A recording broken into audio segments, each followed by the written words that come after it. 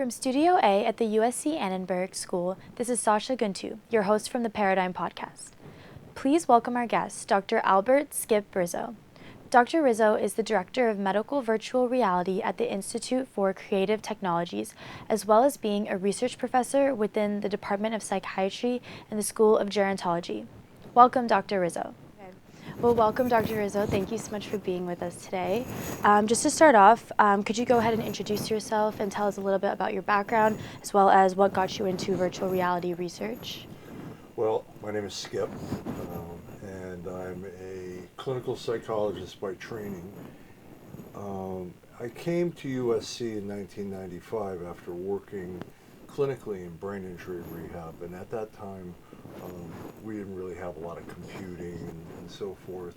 And so a lot of the tools that we had for helping people recover their cognitive function after a traumatic brain injury or a stroke were very limited. It was paper and pencil workbook exercises. I mean, it was just really limited. And so I started thinking, how can we engage our patients in the process of rehab to improve, their skills, to get them to do some of these things? And I started bringing games in. I had a Nintendo NES system with SimCity on it. And I found that this kind of gaming technology really engaged people, even if they had significant traumatic brain injury. And I thought if we could only come up with ways to take the elements of gaming and apply it in rehab, then we would get people to start to do more of the things that are going to ultimately benefit them in their recovery of function. And then I learned about virtual reality. And I think I watched the movie Lawnmower Man. I don't know if that's before your time, but it was a classic movie that kind of kicked off the first hype cycle of virtual reality. And at that point, I thought to myself, this is the way to go. Create simulated environments in which we can conduct rehab. We can gamify some of the activities, have it be more like the kind of function we want to train people to perform in the real world. And so I left my clinical work. I came to USC. I took a postdoc in the Alzheimer's Disease Research Center, mainly because it was across the street from computer science. So I knew my plan. I was going to go knock on doors. And eventually I knocked on the right door. A professor still here, Ulrich Neumann, and he thought, the use of virtual reality to develop these kinds of applications for clinical benefit, that was a good idea. And so he got me some equipment and some programming time. And eventually I ended up getting a job in the School of Engineering and worked within this research institute, Integrated Media Systems Center, that really kicked everything off. I mean, the technology was very primitive back then to do good VR, but we could still do a little bit. So we started doing various things, applications for testing children with attention deficit disorder, starting to look at anxiety disorders, ways to put people in environments to help them overcome their fears and so forth. Anyway, it just blossomed, and I ended up moving over to the Institute for Creative Technologies, which is out in the Marina. And I did that when I came up with the plan to develop an application for treating combat-related PTSD. And it's a project called Brave Mind. It's continually going since that time. But it's a way to deliver an evidence-based approach for treating PTSD, which is exposure therapy. Help a patient to confront and reprocess difficult emotional memories. You can do that in a simulation. You put a VR headset on someone, and now they're walking down the street of a street in Fallujah, or driving a Humvee through the desert in Iraq, or in a mountainous roadway in Afghanistan. So we could help people go back to the scene of the crime, of the trauma they experienced, but at a pace they could handle. And then so that just blossomed, and it continued to grow. But basically, what I do now is I direct the medical virtual reality lab at ICT. I also have faculty appointments in Gero and in psychiatry, research professor appointments. But mainly, my whole reason to be here is that since those early days, two things have happened. The technology has evolved. Technology has essentially caught up with the vision that we had back 95, 96. Finally, after 30 years.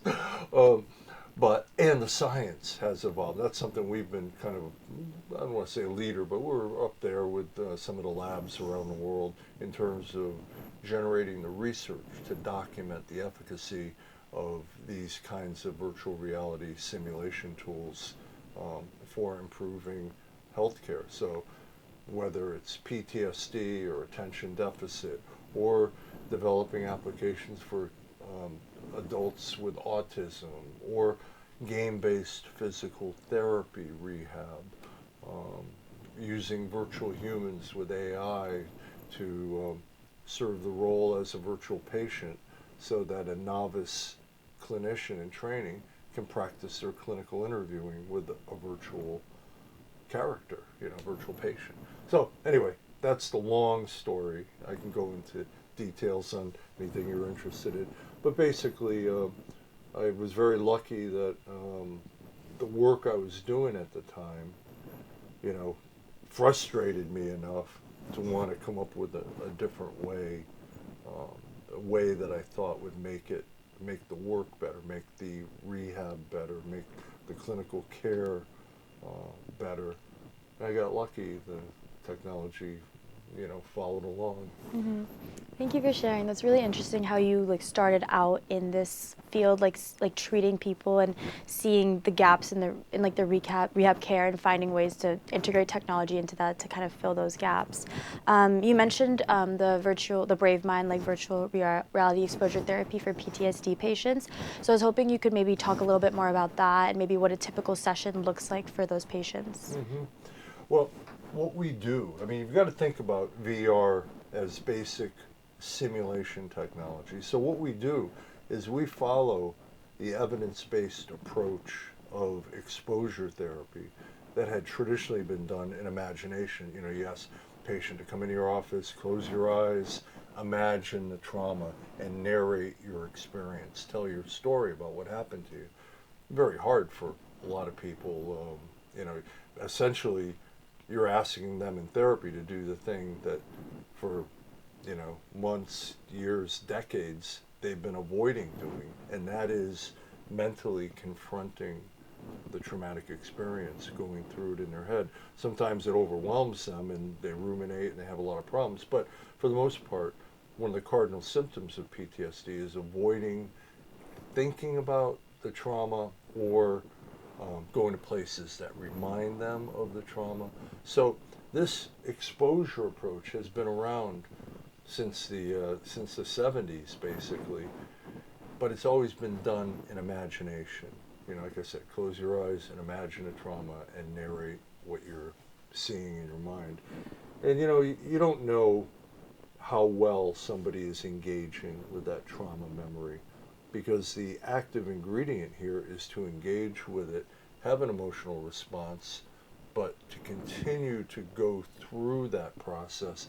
And eventually, if you're a behavioral psychologist, you would say extinction learning takes place, that the amygdala, the area of the brain that fires up when you feel threatened, it starts to fire up a little bit less the more you confront the trauma. I think it's more than that. I think it's the act of being able to talk and describe your trauma to a therapist that you trust. I think the therapeutic alliance is really important here, the trust and the empathy that you have. But with VR, we follow the exact same protocol that the evidence-based exposure approach, it's called prolonged exposure, takes. We just use VR to kind of amplify the engagement of the patient. So they put on a headset, and if you look at our computer graphics, you might say, oh, that looks like 2005 version of Call of Duty or something. It's not, Electronic Arts, budget game development. But one of the things we learned early on with VR is we could fool the brain, even with graphics that weren't overly detailed. And in some cases, by having them vague enough, I mean, we have detail and everything, but having the general world be vague enough leaves more room for the patient to imagine what they specifically went through. Because you're never going to, completely replicate, mimic this, the event or the place it took place in. You're always doing approximations, but it's enough to activate emotion, and that's what we're in the business of. As psychologists, I mean, one of our primary functions is to help people to activate the emotions that they feel in everyday life, but to do it in a therapy session, and then help them figure out ways to manage those emotions or adapt to the emotions or come up with strategies to rethink what led to that emotion. And so with VR, what we found very early on, we could fool the brain, even though a person knew it was a simulation. They were in it, and all of a sudden, the heart rate starts going up, sweaty palms, all the physiological responses when somebody is activated by threat or fear. But we could do it systematically. So clinician has a control panel, a Wizard of Oz control panel, where they can put a person in a specific world, like driving in a desert or up in a mountain or in a marketplace, and can add number of people in that environment, click, can change the time of day, nighttime, daytime, night vision. You can be in a vehicle, you can be on a foot patrol. So the clinician has all the controls to set the world up.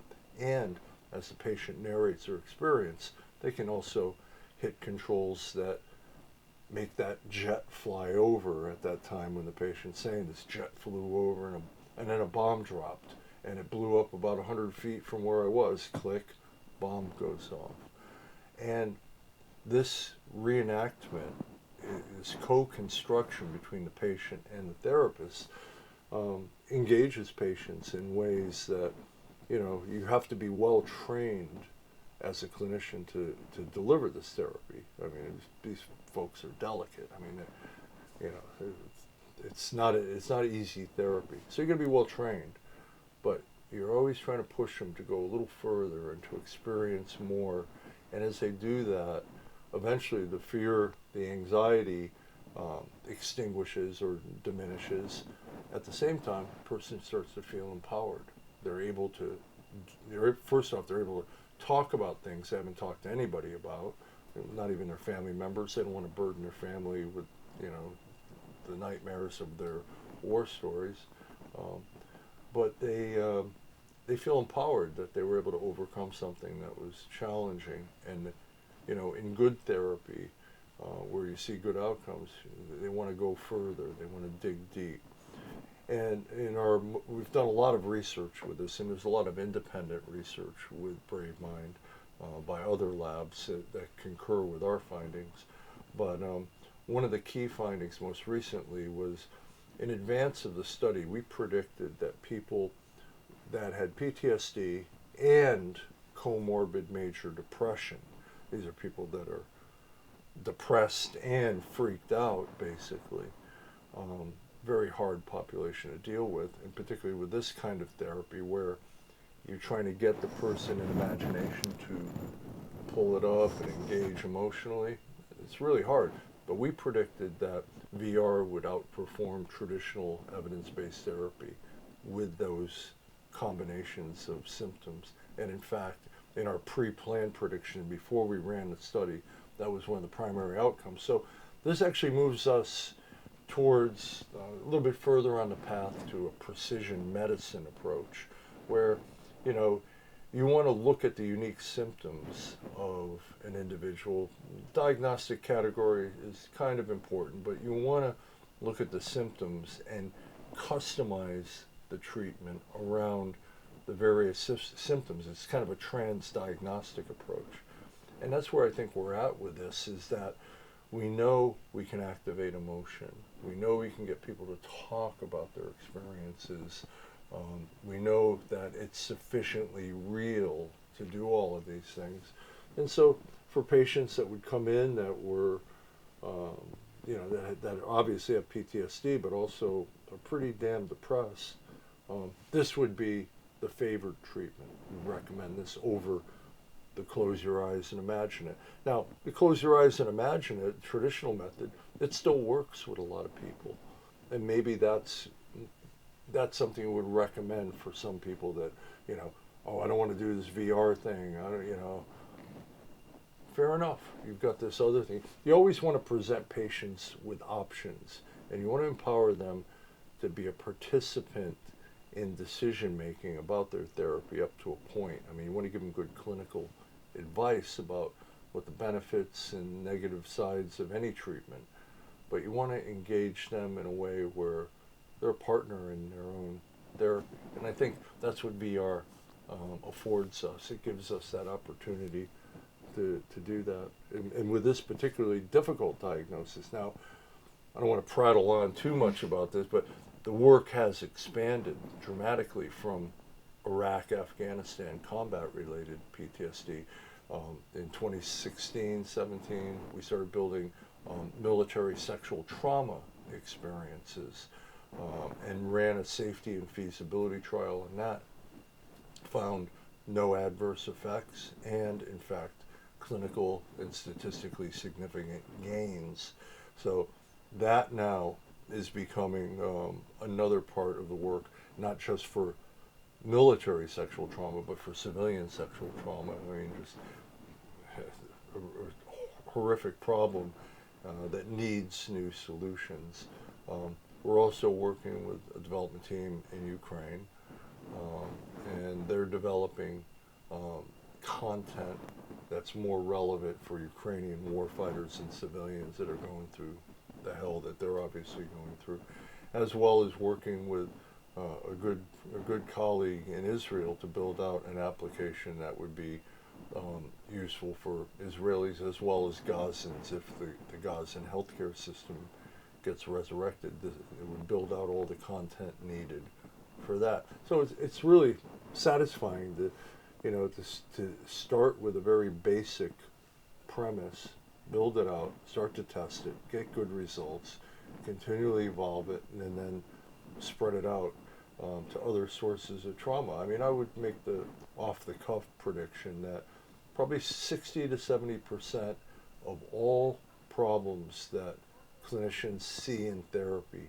have some root in trauma, whether it's adverse childhood experiences, or it was an event that happened that was never resolved, or combat, motor vehicle accident, traumatic grief, for whatever reason some people have a hard time. I mean, everybody's going to have a hard time when they lose someone they love, but some people have a harder time, So these kinds of slings and arrows that life throws at us have a significant impact on our mental health, and I think we need to be focusing on this. I mean, you see it directly in, say, the suicide rate in veterans.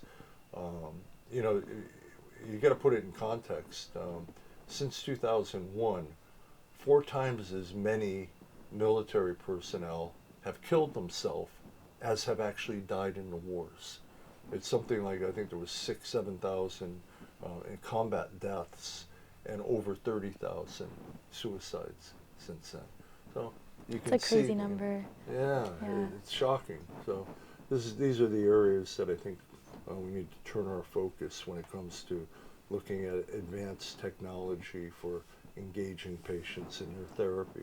Mm-hmm. It's really interesting how the Brave Mind Project started out specifically for PTSD, veterans with PTSD, but it's been able to evolve to have so many different applications over time. Mm-hmm. I was wondering if you could talk a little bit more about maybe through all these different evolutions of the Brave Mind Project, what you've learned, and also how has clinician and patient feedback actually shaped these different versions of the Brave Mind Project and made it better over time. Let me take the second question first, Okay. and that is the evolution of this based on user feedback. Mm-hmm. This is a cardinal principle for any VR or any real tech development, this user-centered design approach. You can sit in your office here in the ivory tower and imagine how you want to build out a therapy process. Mm-hmm. and particularly how I'm going to build out a virtual reality world that's going to activate emotion and all that. You never are going to get it right if you do it exclusively from that ivory tower of imagination. You need to have your targeted user group participate in the early design trials, to interview them, to get their feedback. What was most relevant? What was, what are the things that activate you now in a civilian context that, certainly isn't a war zone? What are the things that trigger you? And so we did that right from the get-go. We built a prototype, which we built actually off of a game called Full Spectrum Warrior. It was an Xbox game that USC had a hand in developing. And so we got free art, and we were able to craft stuff from that game. And we sent that over to Iraq with a grad student, former grad student, who was in the Army, and he was a psychologist and a combat operational stress control officer. So he was there as a psychologist in a war zone. He brought the system over there. And I got a classic photo of a guy wearing a VR headset sitting on the back of a flatbed truck in Iraq, but in virtual Iraq. And then the guy later on, he took great pictures, pointing to the screen and talking. And that was our first user-centered design, actually getting feedback from boots on the ground, things we got right in the prototype and things we got horribly wrong. And that continued. He collected a ton of data over there. And then when he came back stateside, he continued that work up at Fort Lewis, up in Washington State. That continued once we built our first clinical system.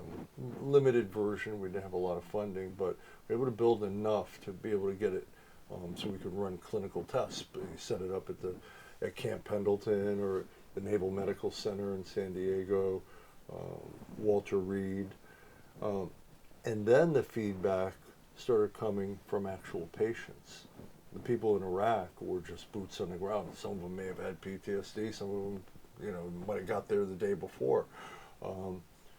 But now we're getting patient feedback and clinician feedback. So I would get emails all the time from people saying, hey, do you got a cave environment? Or do you have a forward operating base in a mountaintop? And it's like, no, we don't have that.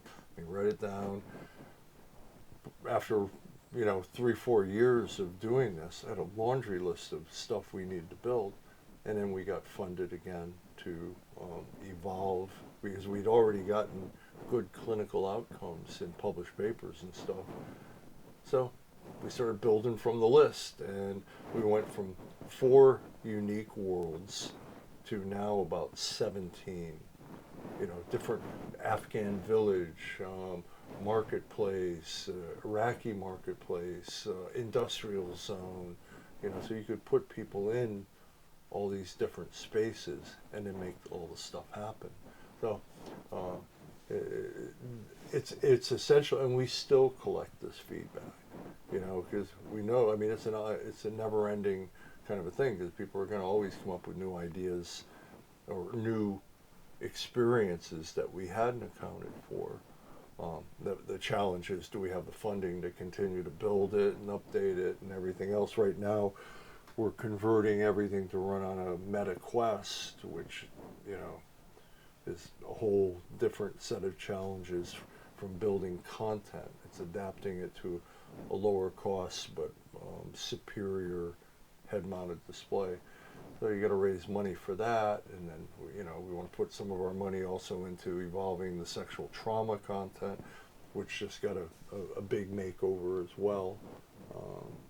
So it's kind of never ending, and hopefully at some point when I'm dead and gone, the VA will maybe take over the project and do their own development. Who knows?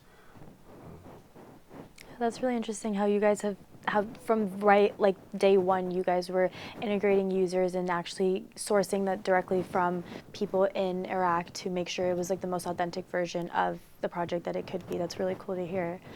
Switching gears a little bit, I wanted to talk a little bit more about Battle Buddy and like hear just more about that.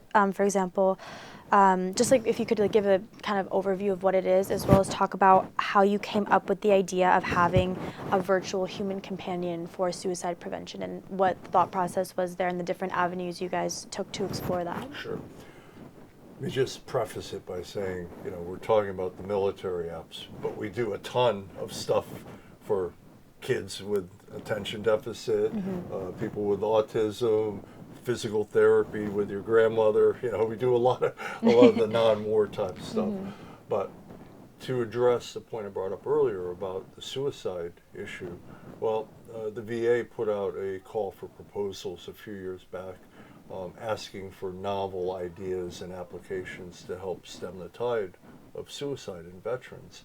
And we had a project at ICT, Institute for Creative Technologies. We had long-standing projects using virtual humans. And one of the projects was where we had a character that would interview you, but also it had cameras and good microphones, and it could pick up your facial expression as it did a clinical interview with you, and pick up your the parameters of your speech, what you said, the semantics, but also the process of acoustic properties of speech. And we could analyze all those things and get some insight into the user's state. So somebody might, the character might say, so, when was the last time you were really happy? And the person might look down and pause, and then their voice changes, and they go, well, and all of a sudden, those are signals the person's having a hard time answering that. And then it would follow through in a deeper analytic of the voice and what they say. And the character would then use that information on the fly and craft a response and say something like, I noticed you were hesitant on that one. Are you generally a happy person? All of a sudden, the person being interviewed goes, whoa, how did this thing, know that? It's a piece of software. It's not a real person. Anyway, so we built out some applications around that concept of sensing user state and using that to inform the dialogue in an engaged conversation with a semi-AI character. And at the end of that project, I started thinking, this could be an app where wearables were just coming on the scene. We could track activity, sleep, heart rate variability. We could feed that in as well as the vocal parameters. And we could have a character that you could talk to that could be designed just to be a mentor or a guide or a coach, a buddy. And so we started playing around with it, but it was pre-ChatGPT, pre-real, doable AI. So we hit a lot of roadblocks along the way, but we're able to build a character that you could interact with on a mobile device. There was enough processing power to render the character and render, primitive dialogue back and forth. Well, we got the money, we pitched this to the VA, and we got the funding to build out the suicide prevention and mental wellness application. And really the core rationale for this really is, if you think about it, there's a ton of mental health mobile apps that are out there, thousands of them. But what is the big problem? They're well vetted, they got useful information, they get tested well. But what happens is people download it, they try it one time, and the science shows that the median number of times people will go back to that app is one time. It doesn't stick, because essentially it's like a treatment manual on a mobile phone with point and click, and and you're reading and everything. So our rationale was, if you build a virtual agent, a character that you can talk to, that pops up every now and then, pops up each day at the end of the day, engages you in a quick dialogue. How'd your day go? Can you tell me 3 good things that happened today? If you kind of help a person to focus, because you find if somebody keeps a diary of writing down 3 good things that happened to them, within a month, their mood has already elevated. This simple cognitive behavioral stuff. But develop an engaged dialogue. Then what you end up having is a window into continuing to engage. And so our idea was it has AI informed content, but managed AI. We have it's called a retrieval augmented generator, which we put information in that, and that is the only information that gets delivered to the patient. So we're trying to prevent the situation where the veteran might say, maybe the world would be better without me, he goes through all the reasons, and then the AI goes, maybe you have a point there. I can pop up a list of painless ways to commit suicide. That's the exact opposite you want. So the first step in developing this is to make sure your AI has guardrails to protect the user by way of only allowing certain well-vetted information. So, anyway, the way the process with Battle Buddy works is you interact with it, you get to know the character gets to know you, you build what's called a safety plan, which is a 6-step process that if you're in a state of emotional dysregulation, you can go through the safety plan and identify the triggers, identify things you can do alone without anybody that help distract you or engage you in something else other than ruminating. And then what are activities that you require a friend or somebody to engage in? Do you just want to have a call with a family member or a healthcare professional, the hotline and all that? So basically, you're using the app to basically seduce people into engaging with it to get useful information. Somebody just leaving the military might want to know about the GI Bill. We got you covered.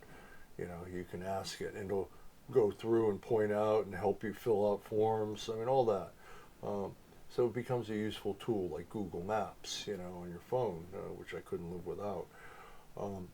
Well, then you build out the safety plan gradually as you engage more, and now it's sitting in the background. Traditionally, this is something filled out on paper at a VA, and then you take the paper home. All right, if you run into trouble, go through your steps, and it's like, I'm in trouble. Where did I put that damn thing? You start going through all the drawers, Now it's sitting on your phone, tucked away, and now perhaps the agent picks up from your Apple Watch that you've had 5 nights of 2 hours of sleep each night, and that your heart rate variability is different than baseline. And in fact, you haven't left the house. You've left the house one time, and that was to go to the liquor store. And you spent a long time in the liquor store and came back. And now you're in a potential situation where you're depressed, you're sleep deprived. Maybe that character pops up when all those signals align, pops up and goes, hey, what's going on? Are you in trouble now? Do you want to work through the steps of your safety plan? Or do you want to immediately, I can connect you one click with the VA hotline, or I can connect you with your brother-in-law who you said you can trust with anything. And you go through that process. So it becomes an interactive agent for recognizing when there might be a problem and then delivering actionable strategies to help the person to get over it. Because a lot of suicides, it's hard to know what's in the heart of somebody that commits suicide, but we hypothesize a lot of suicides are very impulsive. It's a collection of things that all happen at one time. The person is at high risk and they make an impulsive act. You see this with things that are obviously accidental suicides, where it's like kind of a cry for help, or where somebody kind of wants to kill himself but they chicken out or whatever. All this fuzzy stuff that goes on. But if we can intervene at the right moment, we may be able to prevent at least half of those. That would be a start. Maybe more. Maybe it would be more. And maybe by having something that you can talk to, I know it's just AI, but the AI is getting really good. It's getting real friendly. It's getting empathetic. Maybe that's all a person needs, is to be able to talk privately with no risk or shame that somebody's going to find out, what's going on or whatever. Maybe that is, part of the process that, would help a person.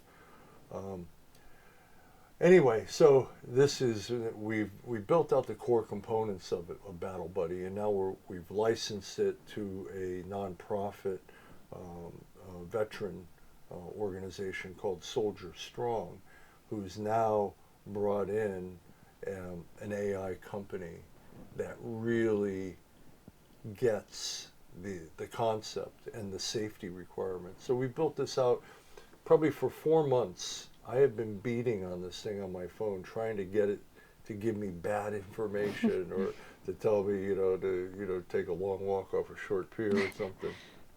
Not yet. I have yet to have it give me a hallucination, bad advice. If it doesn't have the answer to my question, it doesn't make something up. It'll say, I don't have that resource, but perhaps if we pull up the VA website, we can look there, and bing, up pops a site where you can explore it with the character. So that's what we're doing now. The next step is to make a wide range of characters that are relatable to any person, not just one character. We've got this really cool character, but you need males, females, older, younger, people that, maybe a superhero character.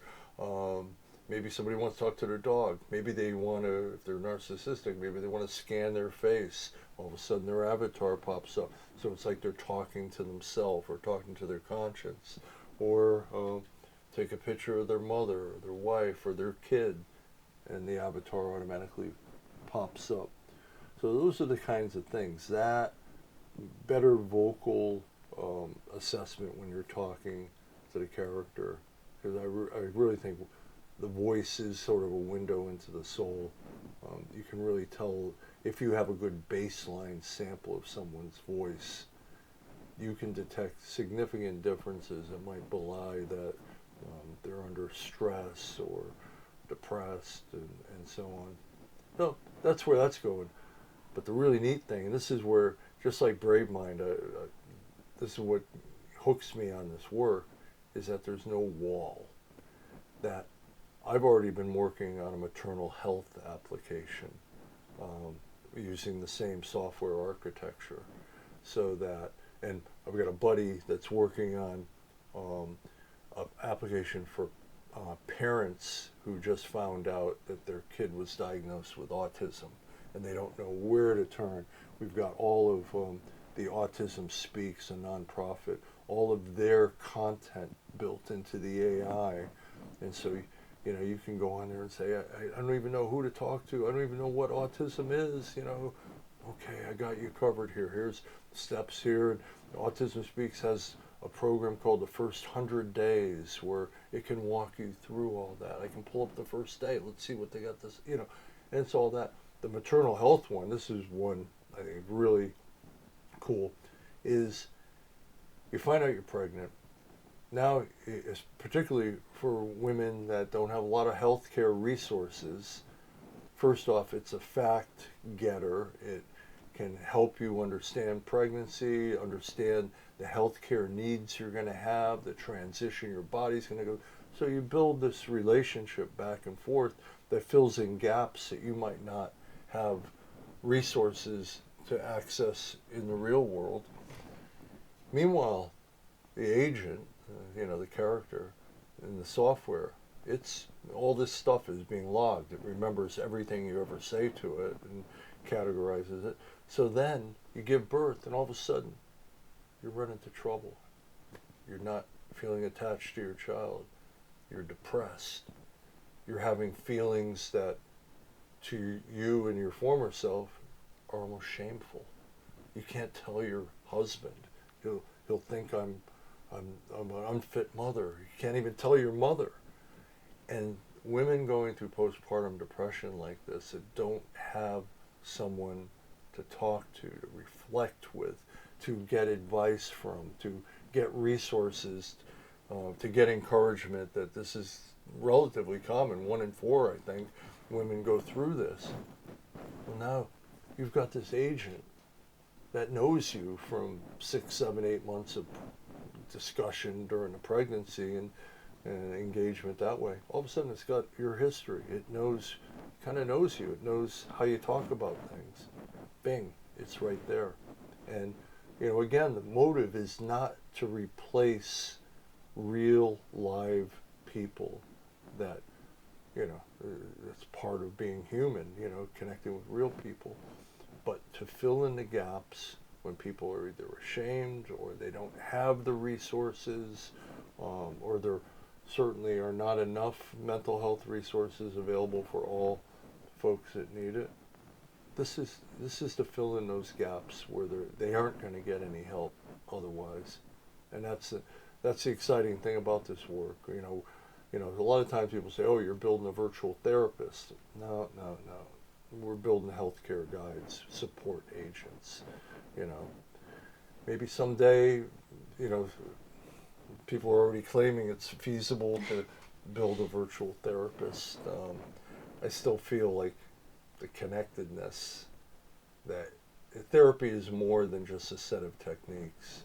It's the therapeutic alliance that you create with the therapist and their client, that shared humanity, that somebody, a human that gets why you're feeling and can give you honest feedback on how you might deal with it. I mean, there is something about that I don't think we're going to replace. Unfortunately, in the world we live in, where World Health Organization estimates about 1 billion people on the planet with a mental health condition walking the planet right now, fully 2/3 will never have access, never see the inside of a therapy office. So 2/3 of 1 billion people walking around not having their mental health needs addressed, not knowing where, not even knowing if, it's like, oh, I'm a bad person, rather than, oh man, I have depression, or have an anxiety disorder. I'm not evil, I'm not lazy, I'm not, but these are struggles that people go through. Maybe these kinds of agents, these AI-fueled agents, will be a toe in the water to help people to seek the care that that might be available to them with a real person. It was really interesting how you're using like the initial design of the virtual agent app for the Battle Buddy and able to like make different applications of that for different groups of people.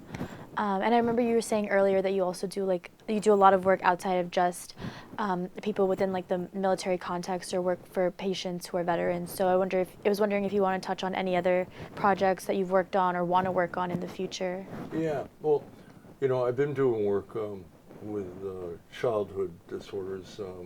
We have a virtual classroom and a head-mounted display that we use to assess attention processes in children, which clearly measures distractibility, because you're in a classroom and we've systematically programmed school bus going by the window, principal coming in the door and looking in, kid throwing a paper airplane, and meanwhile the child has to focus on what's happening on the board and respond when they see a sequence of letters, continuous performance test. But meanwhile, we're running distractions in the classroom, just like in a real classroom.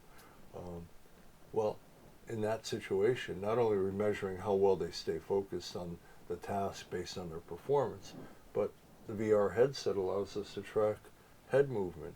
So we can tell if a kid's looking out the window and missing a target versus looking straight on at that target and just having that loss of focus. We can measure all that. And so this is now a commercial entity It's an actual product that escaped the lab. Um, and it is quite remarkable in how clear these measures predict kids with attention deficit hyperactivity disorder versus neurotypical. But also there are other childhood conditions, autism, that where attention deficits are problematic. So we can pick all that stuff up.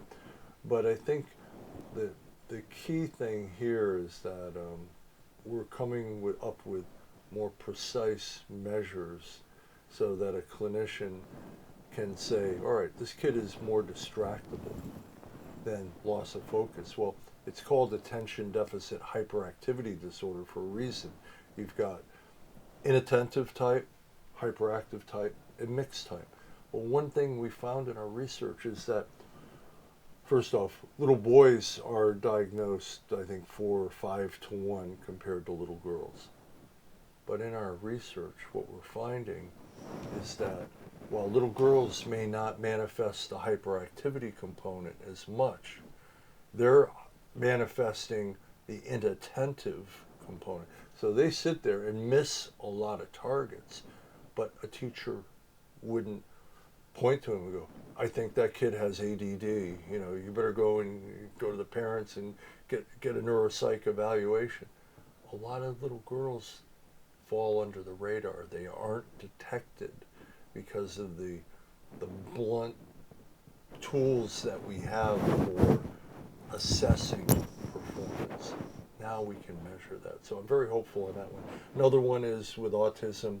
I just got back from Qatar, where Autism Speaks, and the Emir of Qatar hosted a giant autism tech conference.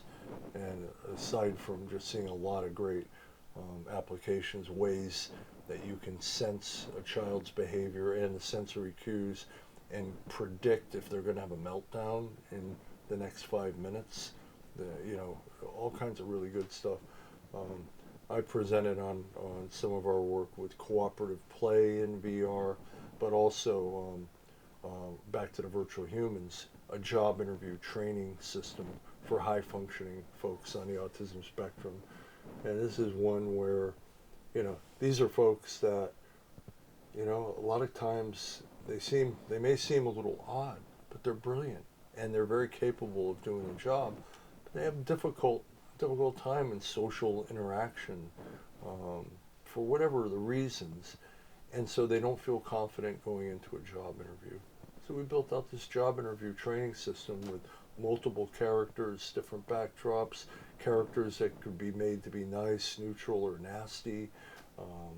And so we got all these different training applications, and we worked with the football player Dan Marino from Miami Dolphins. He got a son with autism, so he started a foundation, and we created this whole job interview training system for his center. And we ran a couple of studies showing progressive improvements in the VR that also translated to higher levels of confidence and better performance in live interviews, as rated by vocational counselors that were behind the scenes, a structured way of rating job interview skills. But that's just the tip of the iceberg. I mean, we're talking about maybe if we can affect the training of job interviews, perhaps what about just general psychosocial interaction in everyday environments to make it so maybe it's like exposure therapy, where there's a lot of people that have social phobia and they're uncomfortable in any social situation. Well, we can help those folks, but maybe we can help these folks, in becoming more functional and adapted in everyday life by their practice with this experiential learning. You're not going to teach this stuff out of a book. This is how you have a conversation with a real person. Mm-hmm. Yeah, that's really interesting how there's so many different applications just from on one end of the spectrum, looking at rehab and types of care and helping with exposure or PTSD, and also with actual real life functional skills like preparing someone for a job interview that many of us will take for granted as something that we don't actually need any sort of additional help for. You may be a little nervous, but you know you're going to get through it. Yeah. And you get better each time you do it. See, the problem is if you're so nervous that you don't do it the first time because you're afraid of failing, and then you start avoiding it. So it gets difficult, more and more difficult over time then. Yeah. Switching gears a little bit, I wanted to talk about how a lot of your work really lives at like the intersection of very cutting edge tech with like the virtual reality, and then on the other side, it's also touching on like very deep human vulnerability. And so I wanted to ask you, how do you balance the power of immersive tech with the risk of potentially maybe re-traumatizing people while meaning to help, or just making things worse overall? Like, how do you balance that line? Well, that was one of the early criticisms of our work, that we were going to be at risk for making things worse. You know, that it was going to push someone over the top. And you know, my response to that was, that's an important topic. We need to study that, but we're not going to run away from what could be a very powerful tool for a clinical application without doing the science. So if you think we're going to re-traumatize people, let's do a study. Put it back on people, because there were a lot of people that were very critical of it. Well, as it turned out, gradually doing these safety and feasibility trials, particularly with the sexual trauma, the first study, we were limited. We could only run 10 people, actually ran 12, but ran a limited number of people through it, and hand-selected people that, you know, had PTSD, but, you know, they were very stable, and, you know, they were holding down jobs, and they were managing their life, they had relationships. So an easy group to work, for starters. And it turned out that we didn't have anybody yanking the headset off and running down the hall screaming. And in fact, we found clinical improvement. So that was the first on that one.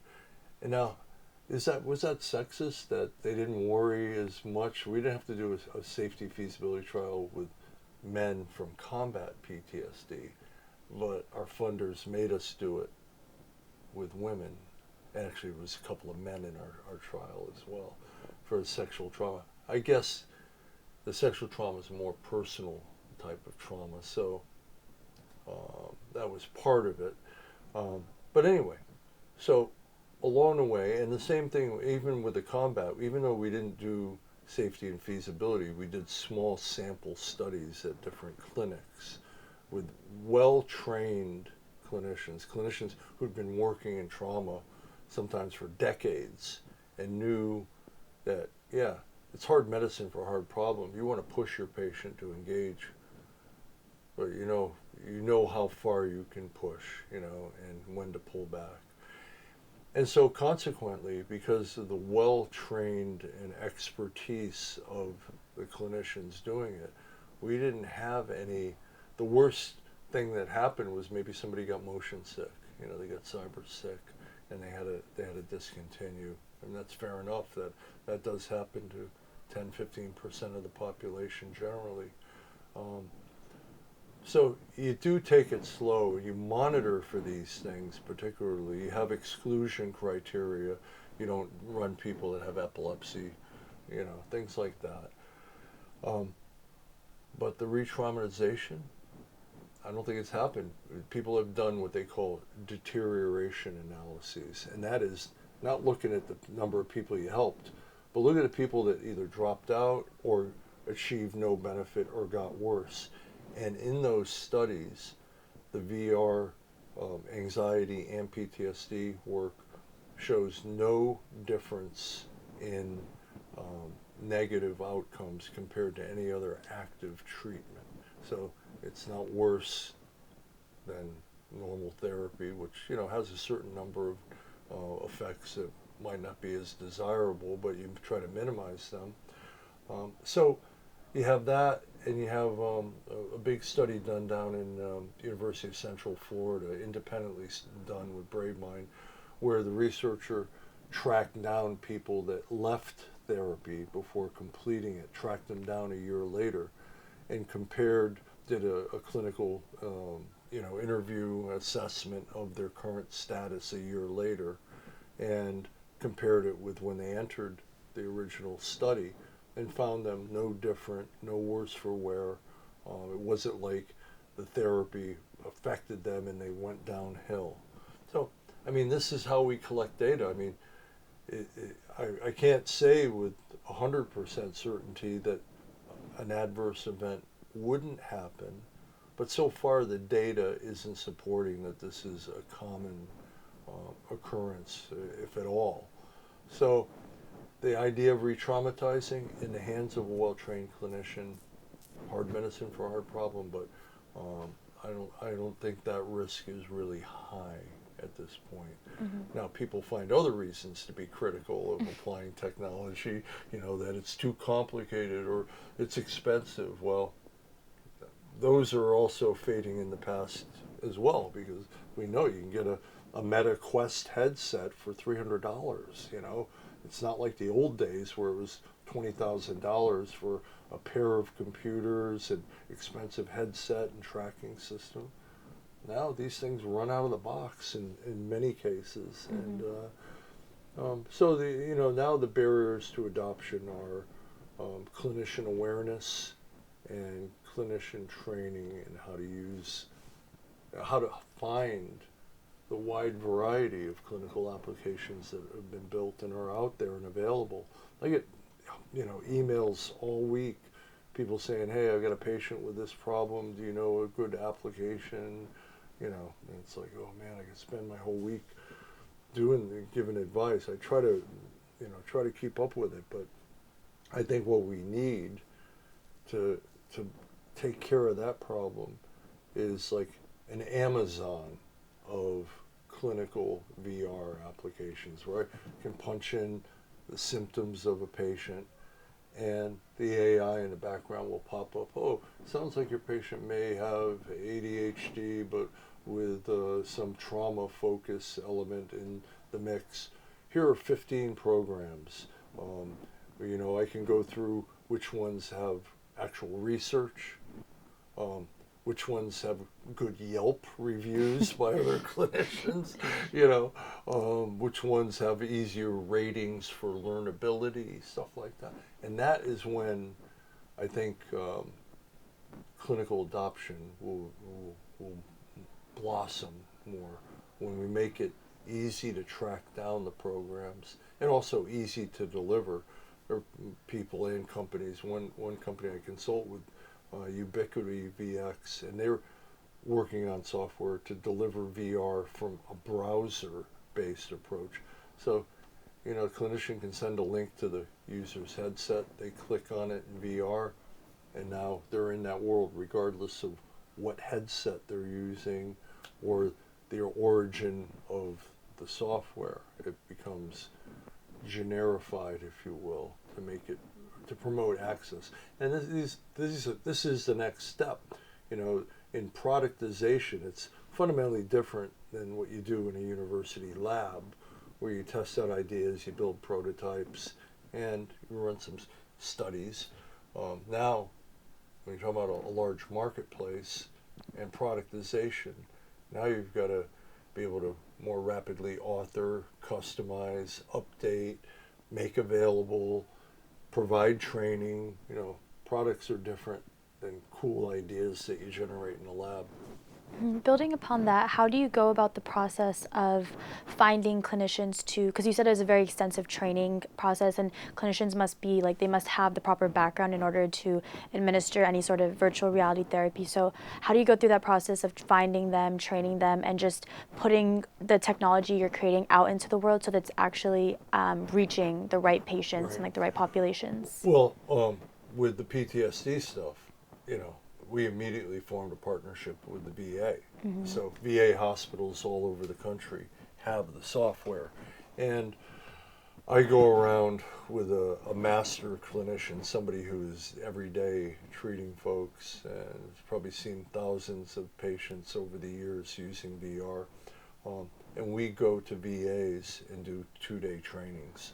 And so people from nearby VAs will fly in or drive in, and we'll do an intensive training where they already have to have the certification to do traditional prolonged exposure therapy. That's the baseline. And then we get them for 2 days and put them through the paces and, starting off, how do you turn on the computer? How do you make sure the headset's working? And then, okay, we're going to walk through all these worlds, and we're going to show you that pretty much any patient that comes in the door, if you are familiar with all the worlds we've built, there will be a spot that's going to be relevant for them to go back and go through this process. So we just, a lot of hands-on, no lecture. It's all hands-on clinicians playing with the software, building worlds, doing role plays. We instruct people before they come to have 3 or 4 of their own cases that they can use and play the part of that patient. So it's all, it's not making it up. It's real therapy experiences. And so that's how that one runs. I want to reduce it to 1 day. I want to be able to build out the online training so people can get a lot of training in advance, and then they can come in for, 1 hard day. But these are the challenges. Eventually there'll be AI support agents that will help with that kind of online training. There's so many opportunities now with the job interview stuff, for example. That's easy peasy. A vocational counselor gets it. It's role play training. I can control the role play based on what I think the patient needs. We can discuss it. We can say, do you want to go a little bit harder? We can do this character that you just got interviewed by, and we can make them a little more grouchy if you want. All right, yeah. So some things are easier to train. The ones that have the biggest training challenges, I think, are the physical and occupational therapy apps. Because sometimes you have to put sensors on the hand and the arm, and there's a little bit more equipment challenges, and there's mass variety of different types of games, and getting it set up in order to address, in one session, somebody has had a stroke and they have very limited movement on one side, getting it to address their rehab needs in a fun and engaging way. And the next session, you've got somebody that had a motorcycle accident and has orthopedic challenges but no neurological impairment, and bimanual coordination rather than just trying to move one side. So it really depends on the application, but with the physical therapy, it's not quite the same thing as trauma. But it's still, there is trauma involved in a lot of physical therapy. People having bad car wrecks or being beat up or wartime injuries. So you can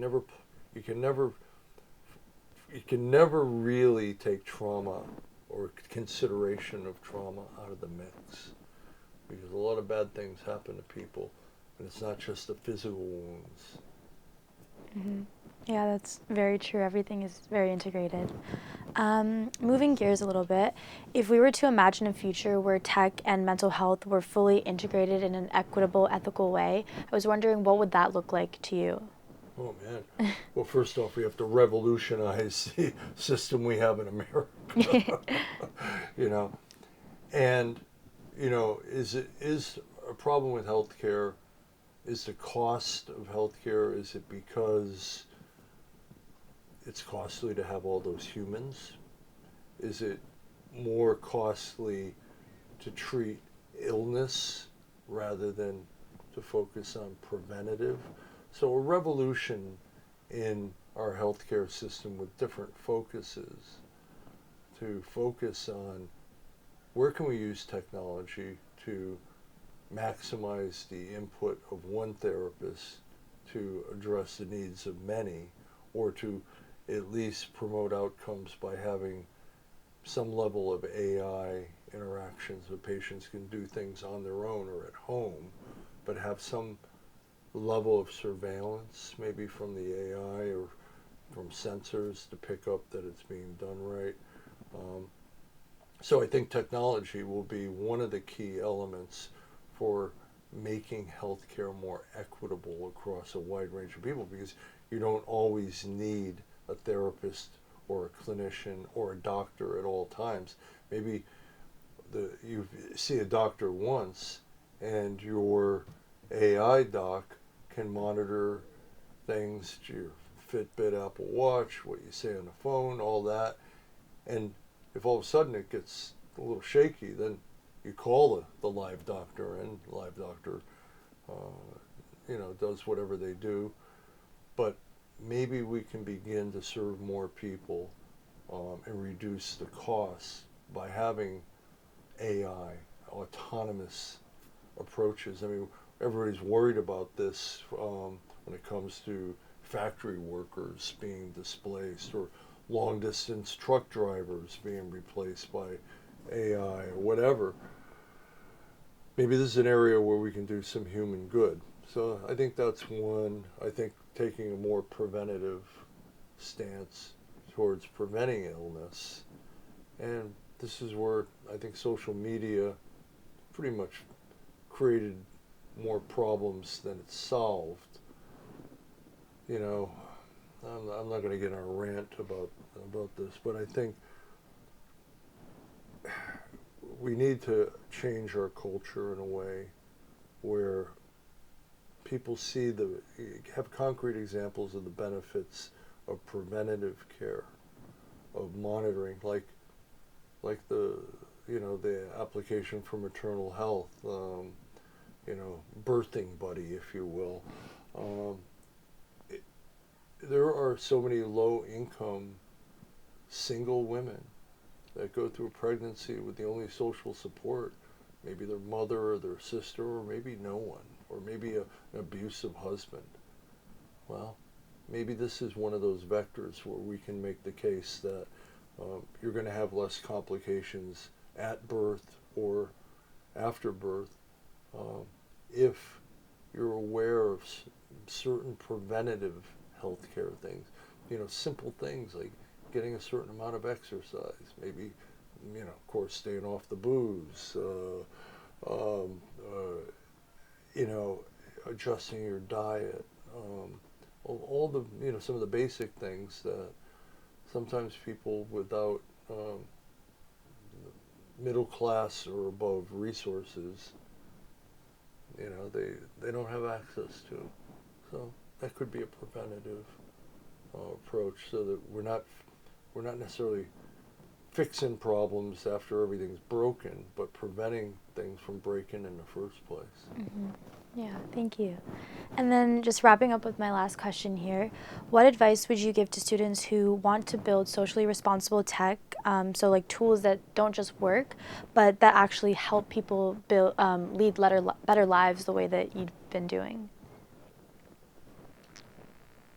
Well, the pitch here is for in pretty much every USC program that I've either been connected with or hang out with, or occasionally work with from time to time. It seems pro-social development, whether it's at the cinema school with Mary and Tina Gotsis with her work there, or folks at the academy, the Iovine Young Academy. I've been working with some students there. I had a call today with a fellow there, with the Neely Fellows, who came in for a year to learn about the use of tech in a pro-social manner. Now he's got a brilliant idea for developing a companion compensatory tool for people with dementia. And so all of these programs, whether it's at ICT, whether it's School of Engineering, whether it's the Academy, Cinema School, they all have people there that want to do some good with it. I mean, look, you've got what's it called, the Game Pipe program here, to teach college students how to build games, and that's cool. It's a good baseline because we need game developers to help us evolve our craft. But you do see people have a natural tendency, and I think this is part of the compelling thing about the general VR community overall. Is it's very passionate. Sometimes it's focused on games and coming up with a novel idea and then getting bought out or whatever. But maybe it's my unique social circle of people in the field. But most people have this. They come into this technology with the idea that they want to do something that helps them to sleep at night. That is a positive thing that they can feel good about, and maybe they can do some of the game stuff to make money to keep the lights on. But I think USC has a lot of opportunities for people that want to do this, and so I could say you can always reach out to me on my email from ICT, and I can try to, if you have an interest in it, try to make recommendations for people to talk to across the campus. But I think USC, it's similar. I've been to a lot of different universities and hospitals. It's sort of